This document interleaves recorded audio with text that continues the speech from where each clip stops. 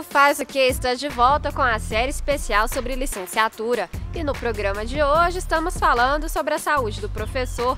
A repórter Amanda Costa vai continuar nos mostrando por que este assunto não pode ser deixado de lado quando falamos em melhoria na educação. No bloco anterior, vimos o caso de uma professora da educação básica que teve problemas de saúde devido à profissão.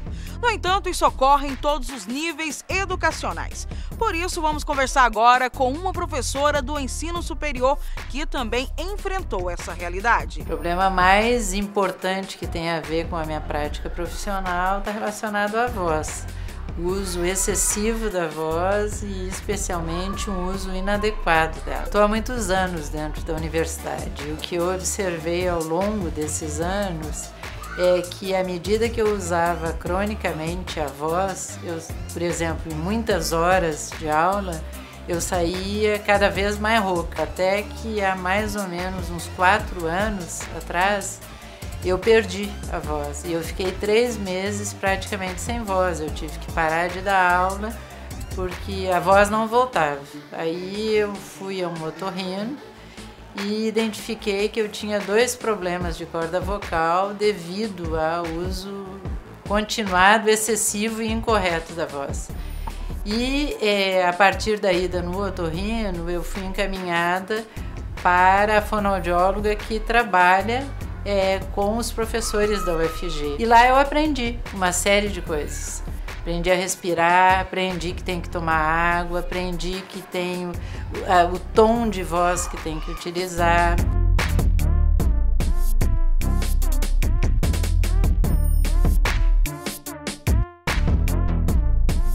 Eu acho que tem um lado do professor que tem que procurar ajuda para usar melhor a sua voz, e tem um lado que é dele, enquanto construção do conhecimento que ele tem que fazer na sala de aula, onde ele tem que buscar outras estratégias que não sejam ele ficar falando o tempo inteiro. As turmas estão ficando maiores, as salas maiores, consequentemente a gente é muito mais exigido. De uma forma geral, o que dá para perceber é que a gente não sabe usar a voz e usa muito, a gente fala o dia inteiro. Então é preciso que a gente aprenda a usar. Então a prevenção é a melhor medida, com certeza. Se em uma universidade nós estamos falando em condições de trabalho difíceis, imagina o professor na rede básica de ensino, principalmente da rede pública. Muitos abandonam a profissão, né? Muitos estão de licença médica por problemas graves de saúde, né? Então são um conjunto de problemas que de fato precisam ser olhados pelas políticas públicas, né? Para que de fato a gente possa dar uma outra condição de trabalho ao professor. A gente precisa mudar essas condições de trabalho, né? Para que o professor se sinta dignificado na profissão. É uma das profissões hoje no Brasil que mais adoece. É do ser humano se adaptar às situações. Queremos conhecer o ambiente em que estamos e lidar com uma situação de normalidade. Aos poucos, todo mundo tenta se adaptar aos ambientes. O problema é quando essa adaptação significa aceitar condições que geram impactos na sua saúde. A literatura na área de saúde do trabalhador aponta que os professores são muito acometidos de doenças relacionadas ao estresse e à depressão. Você já ouviu falar em síndrome de Burnout? É um distúrbio psíquico de caráter depressivo, precedido de esgotamento físico e mental intenso. Essa síndrome é um problema de saúde intimamente ligado ao trabalho. Também chamada de síndrome do esgotamento profissional, essa doença foi constatada nos anos 1970. Ela é caracterizada por uma dedicação exagerada ao trabalho que transforma o desejo de realização profissional em compulsão. Por isso, acaba desencadeando frustração diante dos resultados insatisfatórios ou da falta de reconhecimento. A síndrome de Burnout tem sido muito recorrente entre professores.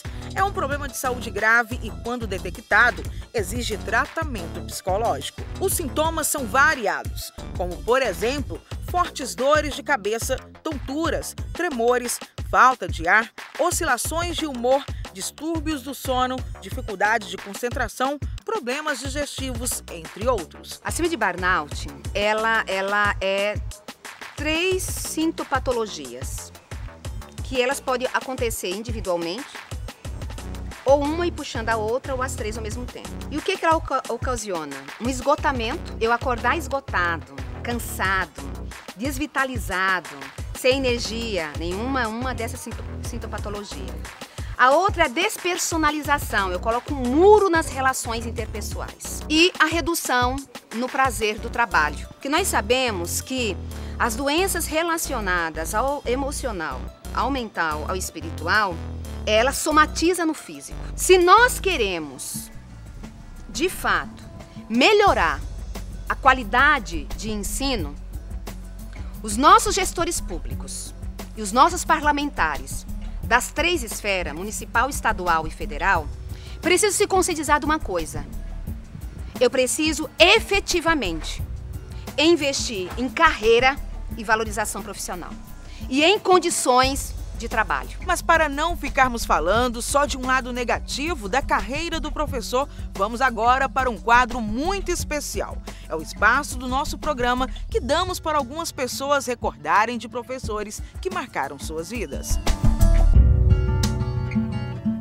Uma professora de biologia, que já não está mais entre nós, a professora Edilma, ela conseguia cativar tanto a gente e nos envolver tanto com a biologia, com os trabalhos práticos, com as atividades, ela conseguia nos motivar tanto que ela realmente é uma pessoa extremamente especial. A professora Magda, que por ser extremamente cativante também, né, fazia com que a gente se interessasse, né, pela disciplina. Mas talvez, assim, os grandes exemplos de professor foram justamente na universidade. O professor Lázaro é o grande mestre da minha vida, né? Porque ele é muito mais do que um professor, né? É exemplo de conduta, de inteligência, de exemplo de compromisso, né? Exemplo de professor universitário, né? Ele costuma brincar assim: eu estou no governo, né? Faço o que eu mais gosto e eles ainda me pagam. O Faz o Quê vai para outro intervalo, mas volta rápido. Continue com a gente porque o assunto ainda não acabou. No próximo bloco aprofundaremos mais neste tema tão importante sobre a carreira dos professores.